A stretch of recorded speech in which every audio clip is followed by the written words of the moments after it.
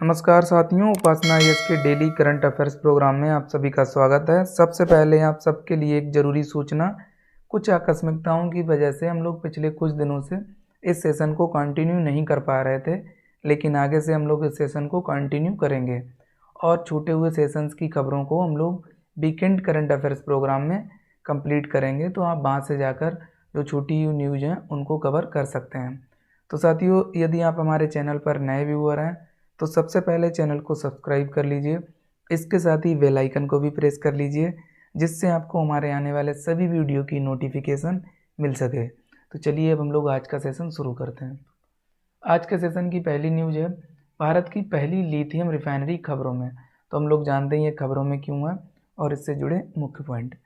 पहला पॉइंट है इसमें, देश की सबसे बड़ी बिजली व्यापार एवं नवीकरणीय ऊर्जा कंपनी मणिकरण पावर लिमिटेड इस रिफाइनरी को स्थापित करने के लिए 1000 करोड़ रुपए से अधिक का निवेश करेगी, जिसको लेकर ये रिफाइनरी खबरों में थी। दूसरा पॉइंट, इसकी स्थापना गुजरात में की जाएगी। तो आपको परीक्षा के लिए जो बातें हैं वो याद रखनी है। सबसे पहली बात, इस कंपनी का नाम मणिकरण पावर लिमिटेड। दूसरा, ये राशि 1000 करोड़ रुपए। और तीसरा, ये राज्य यानी गुजरात। तो ये आपको रिफाइनरी से संबंधित कुछ महत्वपूर्ण बातें थी जो याद रखनी है। अब हम लोग अगली न्यूज़ पर आते हैं। अगली न्यूज़ है झटपट प्रोसेसिंग पहल खबरों में। तो हम लोग जानते हैं ये पहल क्या है। वित्तीय वर्ष 2019-20 के लिए आयकर दाखिल करने की अंतिम तिथि को देखते हुए आयकर विभाग ने त्वरित ITR प्रसंस्करण के लिए झटपट प्रोसेसिंग पहल की शुरुआत की। झटपट प्रोसेसिंग पहल करदाताओं को सहज तरीके से कर रिटर्न दाखिल करने में सहायता प्रदान करेगी। आपको ITR का मतलब पता होगा, इनपुट टैक्स रिटर्न। तो यह भी आपको ध्यान रखना है। अब हम लोग अगली न्यूज़ पर आते हैं। अगली न्यूज़ है सतकोसिया बाघ अभ्यारण्य खबरों में। तो हम लोग जानते हैं ये अभ्यारण्य खबरों में क्यों है।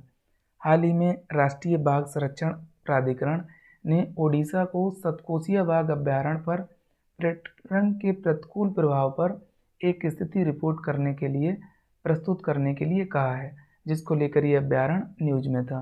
तो सबसे पहली बात आपको यही याद रखनी है, जो सतकोसिया बाघ अभ्यारण्य है ये उड़ीसा में है। ये परीक्षा के लिए महत्वपूर्ण है।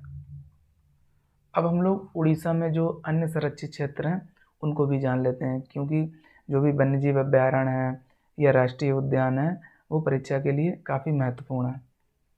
तो सबसे पहले हम लोग जानते हैं उड़ीसा में राष्ट्रीय उद्यान। पहला है भीतरकनिका राष्ट्रीय उद्यान, दूसरा सिमलीपाल राष्ट्रीय उद्यान। तो ये आपको याद रखने हैं दोनों। अब हम लोग वन्यजीव अभ्यारण्य पर एक नज़र डाल लेते हैं। पहला वन्यजीव अभ्यारण्य बदरमा वन्यजीव अभ्यारण्य, दूसरा चिल्का वन्यजीव अभ्यारण्य, तीसरा हथगढ़ वन्यजीव अभ्यारण्य और चौथा कोटगढ़ वन्यजीव अभ्यारण्य और पांचवा यानी ई नंदन कानन वन्यजीव अभ्यारण्य और F लखारी घाटी वन्यजीव अभ्यारण्य और G गहिरमाथा वन्यजीव अभ्यारण्य। तो ये उड़ीसा में कुछ प्रमुख संरक्षित क्षेत्र हैं जो परीक्षा के लिए महत्वपूर्ण है, आपको याद रखने हैं। अब हम लोग अगली न्यूज़ पर आते हैं। अगली न्यूज़ है, ये भी काफ़ी महत्वपूर्ण है, भारत की पहली ड्राइवर रहित मेट्रो खबरों में। तो हम लोग जानते हैं ये खबरों में क्यों है और इससे जुड़े मुख्य पॉइंट। पहला पॉइंट, हाल ही में प्रधानमंत्री जी ने दिल्ली मेट्रो की मैजेंटा लाइन यानी लाइन 8 पर देश की पहली पूर्णतः स्वचालित मेट्रो रेल यानी ड्राइवर रहित मेट्रो का उद्घाटन किया है, जिसको लेकर ये न्यूज में थी। दूसरा पॉइंट, इसमें ऐसे ब्रेकिंग सिस्टम का उपयोग किया जाता है जिसके तहत ब्रेक लगाने पर 50% ऊर्जा ग्रिड में वापस चली जाती है, जिससे काफ़ी मात्रा में ऊर्जा बच सकेगी। तीसरा पॉइंट, इस उपलब्धि के साथ ही दिल्ली मेट्रो रेल कॉरपोरेशन यानी DMRC विश्व के उस अत्याधुनिक मेट्रो नेटवर्क में शामिल हो गया जहां इस तरह की सुविधा उपलब्ध है। तो ये टेक्नोलॉजी के क्षेत्र में एक महत्वपूर्ण कदम है देश के लिए, इसलिए आपको इसे याद रखना है। अब हम लोग अगली न्यूज पर आते हैं। अगली न्यूज ये भी महत्वपूर्ण है, केंद्रीय अप्रत्यक्ष कर एवं सीमा शुल्क बोर्ड यानी CBIC खबरों में। तो हम लोग जानते हैं ये खबरों में क्यों है और इससे जुड़े मुख्य पॉइंट। पहला, हाल ही में केंद्रीय अप्रत्यक्ष कर और सीमा शुल्क बोर्ड यानी CBIC ने ऐसे व्यवसाय जिनका मासिक टर्नओवर 50 लाख रुपए से अधिक है के लिए कुल वस्तु एवं सेवा कर यानी जीएसटी देयता के कम से कम 1% का भुगतान नकद यानी कैश में करना अनिवार्य बना दिया, जो 1 जनवरी 2021 से प्रभावी होगा। इसलिए ये CBIC न्यूज में था। दूसरा पॉइंट, ये वित्त मंत्रालय के अधीन राजस्व विभाग का एक हिस्सा है, ये भी आपको ध्यान रखना है। तीसरा, केंद्रीय उत्पाद शुल्क एवं सीमा शुल्क बोर्ड CBEC को वस्तु एवं सेवा कर यानी GST लागू होने के बाद वर्ष 2018 में CBIC के रूप में नामित किया गया था। चौथा पॉइंट, ये मुख्य तौर पर सीमा शुल्क, केंद्रीय उत्पाद शुल्क, केंद्रीय माल एवं सेवा कर तथा एकीकृत माल एवं सेवा कर के करारोपण एवं संग्रहण से संबंधित कार्य करता है। तो ये CBIC से जुड़ी कुछ मुख्य बातें थीं जो आपको ध्यान रखनी है। अब हम लोग अगली न्यूज़ पर आते हैं। अगली न्यूज़ है, ये भी महत्वपूर्ण है, हिमशैल यानी आइसबर्ग A688 खबरों में। तो हम लोग जानते हैं ये खबरों में क्यों है और इससे जुड़े मुख्य पॉइंट। पहला पॉइंट है इसमें, हाल ही में पता चला है कि ये हिमशैल दक्षिण जॉर्जिया द्वीप के तट की तरफ खिसक रहा है, जिसको लेकर ये न्यूज में था। दूसरा पॉइंट, ये हिमखंड वर्ष 2017 में अंटार्कटिका से अलग हो गया था, तो ये आपको ध्यान रखना है, महत्वपूर्ण पॉइंट है। तीसरा, हिमशैल उसे कहते हैं जो हिमनद या सेल्फ बर्फ से विखंडित होकर खुले पानी में तैरता है, यानी बर्फ का एक टुकड़ा। चौथा, इसे जॉर्जिया द्वीप के वन्य जीवन पर अत्यधिक प्रभाव पड़ने की आशंका व्यक्त की जा रही है। पांचवा, हिमशैल A688 का आकार बंद मुट्ठी से इंगित करती हुई एक उंगली की तरह है, जो वर्ष 2017 में पश्चिम अंटार्कटिका प्रायद्वीप के लार्सन आइस शेल्फ से अलग हो गया था। इस हिमशैल का तापमान पृथ्वी के दक्षिणी महाद्वीप के किसी भी अन्य हिस्से की तुलना में तेजी से बढ़ा है। अगला पॉइंट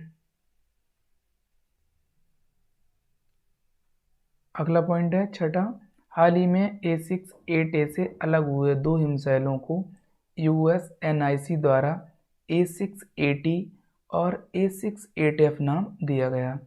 अब आपको हिमशैल से जुड़ी हुई कुछ शब्दावली हैं वो याद रखनी है। पहली, खंडन यानी कैल्विंग, तो ये ग्लेशियोलॉजिकल शब्द है जिसका इस्तेमाल हिमनद के किनारों की बर्फ के टूटने पर किया जाता है। दूसरा, हाइड्रोफ्रैक्चरिंग, इस घटना में पानी दरारों से सतह पर आने लगता है जिससे बर्फ नीचे चली जाती है। तो ये दो शब्दावली भी आपको महत्वपूर्ण है, याद रखनी है। अब हम लोग अगली न्यूज पर आते हैं। अगली न्यूज ये भी काफ़ी महत्वपूर्ण है, मोनपा हस्त निर्मित कागज निर्माण इकाई खबरों में। तो हम लोग जानते हैं ये खबरों में क्यों है और इससे जुड़े मुख्य पॉइंट। पहला पॉइंट, खादी एवं ग्रामोद्योग आयोग द्वारा हाल ही में अरुणाचल प्रदेश के तवांग में इसकी शुरुआत की गई, जिसको लेकर ये न्यूज में थी। दूसरा, इसका उद्देश्य न केवल इस कला को पुनर्जीवित करना है बल्कि स्थानीय युवाओं को इस कला के माध्यम से पेशेवर रूप से जोड़ना और उनको धन अर्जित करने में सहायता करना है। तीसरा पॉइंट, मोनपा हस्त निर्मित कागज सुगु सेंग नामक स्थानीय पेड़ की छाल से बनाया जाता है जिसका अपना औषधीय महत्व है। तो ये मोनपा हस्त निर्मित कागज निर्माण इकाई से संबंधित कुछ मुख्य बातें थी जो आपको याद रखनी है। एक बात आपको और याद रखनी है, जो KBIC है यानी खादी एवं ग्रामोद्योग आयोग, ये MSME मंत्रालय यानी सूक्ष्म लघु और मध्यम उद्योग मंत्रालय के तहत कार्य करता है। आपको ध्यान रखना है, ये परीक्षा के लिए महत्वपूर्ण है। अब हम लोग अगली न्यूज पर आते हैं। अगली न्यूज है, ये भी काफ़ी महत्वपूर्ण है, ICC यानी अंतर्राष्ट्रीय क्रिकेट परिषद male cricketer of the decade खबरों में। तो हम लोग जानते हैं ये खबरों में क्यों है और इससे जुड़ी मुख्य बातें।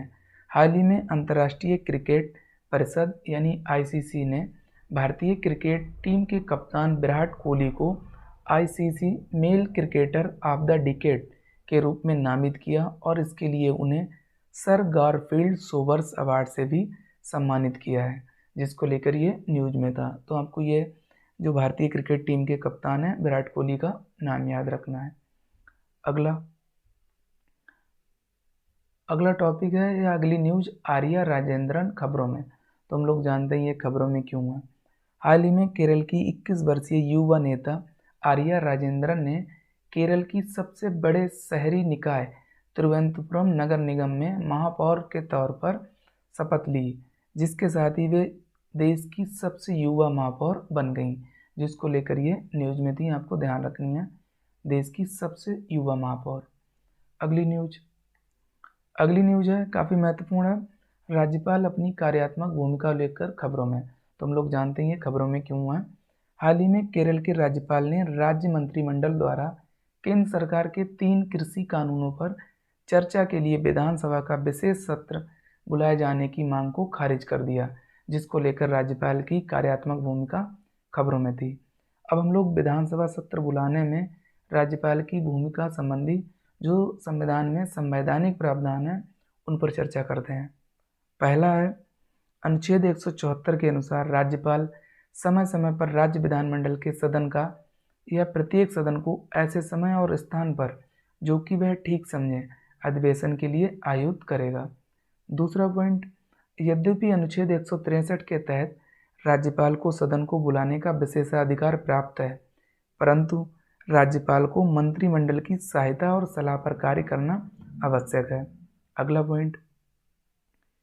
पॉइंट है तीसरा, अतः जब राज्यपाल अनुच्छेद 174 के तहत सदन को आहूत करता है तो ये उसकी अपनी इच्छा के अनुसार नहीं बल्कि मंत्रिमंडल की सहायता और सलाह पर किया जाता है। चौथा, एक अपवाद स्वरूप जब किसी स्थिति में जब ऐसा प्रतीत हो कि मुख्यमंत्री के पास सरकार चलाने के लिए आवश्यक सीटों का बहुमत नहीं है और विधानसभा के सदस्यों द्वारा मुख्यमंत्री के खिलाफ अविश्वास प्रस्ताव पेश किया जाता है, तब राज्यपाल अपने विवेक के आधार पर सदन या सदनों को आहूत करने के संदर्भ में निर्णय ले सकता है। पाँचवा, राज्यपाल द्वारा अपनी विवेकाधीन शक्तियों के तहत लिए गए निर्णय को न्यायालय में चुनौती दी जा सकती है। तो ये कुछ राज्यपाल से संबंधित संवैधानिक प्रावधान थे जो आपको याद रखने हैं। अब हम लोग इनसे संबंधित जो अन्य बातें उन पर नज़र डालते हैं, यानी राज्यपाल से जुड़े संविधान में मुख्य प्रावधान। पहला, अनुच्छेद 153 के तहत प्रत्येक राज्य के लिए एक राज्यपाल होगा, परंतु इस अनुच्छेद की कोई बात एक ही व्यक्ति को 2 या 2 से अधिक राज्यों के लिए राज्यपाल नियुक्त किए जाने से निवारित नहीं करती, यानी रोकती नहीं है। अर्थात एक व्यक्ति को 2 या 2 से अधिक राज्यों के राज्यपाल के रूप में नियुक्त किया जा सकता है। दूसरा पॉइंट, राज्यपाल राज्य का कार्यकारी प्रमुख होता है। तीसरा पॉइंट, राज्यपाल राज्य के लिए राष्ट्रपति के समान कर्तव्यों का निर्वहन करता है। चौथा, ऐसा माना जाता है कि राज्यपाल पद की दोहरी भूमिका होती है।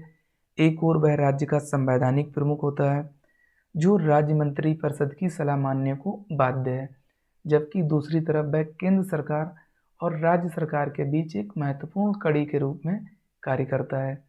पाँचवा पॉइंट, विधान के अनुच्छेद 155 के अनुसार राज्यपाल की नियुक्ति राष्ट्रपति की मुहर लगे आज्ञा पत्र के माध्यम से होती है। अगला छठा पॉइंट, राज्यपाल पद के लिए योग्यताएं। पहली योग्यता है उसे भारत का नागरिक होना चाहिए। दूसरी, उसकी आयु कम से कम 35 वर्ष होनी चाहिए। तीसरी, वह संसद के किसी सदन का सदस्य या राज्य विधायिका का सदस्य ना हो। और चौथी, किसी राज्य अथवा संघ सरकार के भीतर लाभ का पद न धारण करता हो। सातवां पॉइंट इसमें कार्यकाल। सामान्यतः राज्यपाल का कार्यकाल 5 वर्ष होता है, किंतु उसके कार्यकाल को निम्नलिखित स्थिति में इससे पूर्व भी समाप्त किया जा सकता है। पहली स्थिति, प्रधानमंत्री की अध्यक्षता वाली मंत्रिपरिषद की सलाह पर राष्ट्रपति द्वारा। दूसरी स्थिति, संविधान में वैध कारण के बिना राज्यपाल के कार्यकाल को समाप्त करने की अनुमति नहीं दी गई। हालांकि राष्ट्रपति का ये कर्तव्य है कि वह ऐसे राज्यपाल को बर्खास्त करे जिसके कृत्यों को न्यायालय ने असंवैधानिक यानी इलीगल तथा गैर कानूनी माना है। तीसरी, राज्यपाल द्वारा राष्ट्रपति को इस्तीफा देकर। तो ये योग्यताओं से संबंधित कुछ बातें थी जो आपको याद रखनी है। अब हम लोग राज्यपाल की विवेकाधीन शक्तियों से संबंधित जो मुख्य पॉइंट हैं उनको देखते हैं, ये भी परीक्षा के लिए महत्वपूर्ण है। पहला पॉइंट है, मुख्यमंत्री की नियुक्ति सामान्यतः राज्य में बहुमत वाले दल के नेता को मुख्यमंत्री नियुक्त किया जाता है, किंतु ऐसी स्थिति में जहां किसी भी दल को पूर्ण बहुमत ना मिला हो तो राज्यपाल मुख्यमंत्री की नियुक्ति के लिए अपनी विवेकाधीन शक्तियों का प्रयोग करता है। दूसरा, मंत्रिपरिषद को भंग करना। राज्य विधानसभा में विश्वास मत हासिल न कर पाने पर वह मंत्रिपरिषद का विघटन कर सकता है, यानी भंग कर सकता है। तीसरा, आपातकाल की घोषणा के लिए राष्ट्रपति को सलाह देना, यानी राज्य में आपको पता होगा राष्ट्रपति शासन। संविधान के अनुच्छेद 356 के तहत राज्यपाल जब इस तथ्य से संतुष्ट हो जाता है कि राज्य में ऐसी स्थिति उत्पन्न हो गई है जहां राज्य का प्रशासन संवैधानिक प्रावधानों के अनुसार नहीं चलाया जा रहा है, तो वह राष्ट्रपति को राज्य में आपातकाल अथवा राष्ट्रपति शासन लागू करने की सलाह दे सकता है। अगला पॉइंट है चौथा, राष्ट्रपति के विचार के लिए किसी विधेयक को आरक्षित करना। यद्यपि संविधान के अनुच्छेद 200 में ऐसी स्थितियों का उल्लेख किया गया है जब राज्यपाल द्वारा राष्ट्रपति के विचार के लिए किसी विधेयक को आरक्षित किया जा सकता है, किंतु वह इस मामले में अपने विवेक का भी प्रयोग कर सकता है। पांचवा, विधानसभा का विघटन। राज्यपाल संविधान के अनुच्छेद 174 के तहत राज्य के विधानमंडल का सत्र आमंत्रित, सत्रावसान और उसका विघटन करता है। जब राज्यपाल इस बात से संतुष्ट होता है कि मंत्रिपरिषद ने अपना बहुमत खो दिया है तो वह सदन को भंग कर सकता है। तो ये राज्यपाल की विवेकाधीन शक्तियों से जुड़ी हुई कुछ मुख्य बातें थी जो आपको याद रखनी है। अब हम लोग अगली न्यूज पर आते हैं। अगली न्यूज ये भी महत्वपूर्ण है। CEBR यानी centre for economic and business research खबरों में पहला पॉइंट है इसमें, हाल ही में इसके द्वारा प्रकाशित एक रिपोर्ट के अनुसार भारत वर्ष 2025 तक ब्रिटेन को पीछे छोड़ते हुए विश्व की 5वीं बड़ी अर्थव्यवस्था बन जाएगा। रिपोर्ट में ये भी अनुमान लगाया है कि भारत वर्ष 2030 तक विश्व की तीसरी सबसे बड़ी अर्थव्यवस्था बन जाएगा। तो ये हमारे लिए सकारात्मक बात है। दूसरा, ये ब्रिटेन की एक कंपनी है यानी CEBR जो सार्वजनिक और निजी व्यवसाय प्रतिष्ठानों के लिए स्वतंत्र आर्थिक पूर्वानुमान प्रकाशित करती है। तीसरा पॉइंट, ज्ञात हो भारत वर्ष 2019 में फ्रांस से आगे निकलकर विश्व की 5वीं बड़ी अर्थव्यवस्था बन गया था, लेकिन वर्ष 2020 में पुनः 6वें स्थान पर आ गया, यानी छठी अर्थव्यवस्था बन गया। चौथा, क्रय शक्ति क्षमता के आधार पर भारत दुनिया की तीसरी सबसे बड़ी अर्थव्यवस्था के स्तर पर बरकरार है। ये परीक्षा में पूछा गया महत्वपूर्ण पॉइंट है, आपको याद रखना है। तो इन खबरों से संबंधित इतना ही। अब हम लोग इनसे जुड़े हुए जो सवाल हैं उनको देखते हैं। पहला सवाल है, हाल ही में A680, A680, A680F जैसे शब्द समाचारों में थे, इनका संबंध है। ए ऑप्शन हिमशैलों से, बी चक्रवात से यानी साइक्लोन से, सी कोविड-19 की वैक्सीन से, डी इनमें से कोई नहीं। तो इसका सही जवाब है ए ऑप्शन यानी हिमशैलों से, अभी हम लोगों ने देखा था। अगला सवाल है सवाल नंबर 2, राज्यपाल के बारे में निम्नलिखित कथनों पर विचार कीजिए। पहला कथन, राज्यपाल द्वारा अपनी विवेकाधीन शक्तियों के तहत लिए गए निर्णय को न्यायालय में चुनौती दी जा सकती है। दूसरा पॉइंट, नियुक्ति के समय उसकी आयु कम से कम 35 वर्ष होनी चाहिए। अब आपको उपयुक्त में से कौन सा कथन सत्य है या है बताना है। ए ऑप्शन केवल 1 करेक्ट है, बी ऑप्शन केवल 2 करेक्ट है, सी ऑप्शन 1 और दोनों करेक्ट हैं, डी ना तो 1 और ना तो 2 करेक्ट है। तो इसका सही जवाब है सी ऑप्शन, यानी दिए हुए दोनों कथन करेक्ट हैं। अगला सवाल है सवाल नंबर 3, हाल ही में कहाँ भारत की पहली लिथियम रिफाइनरी की स्थापना की जाएगी। A option Bengaluru, B Gujarat, C Kerala, D Andhra Pradesh. तो इसका सही जवाब है बी ऑप्शन यानी गुजरात में।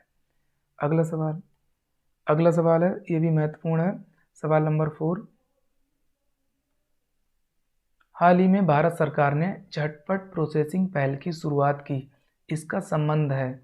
ए ऑप्शन आयकर विभाग से, बी शिक्षा मंत्रालय से, सी दोनों से, डी इनमें से कोई नहीं। तो इसका सही जवाब है ए ऑप्शन यानी आयकर विभाग से, अभी हम लोगों ने देखा था। तो साथियों आज के सेशन में इतना ही, हम लोग नेक्स्ट सेशन में मिलेंगे कुछ नई खबरों के साथ।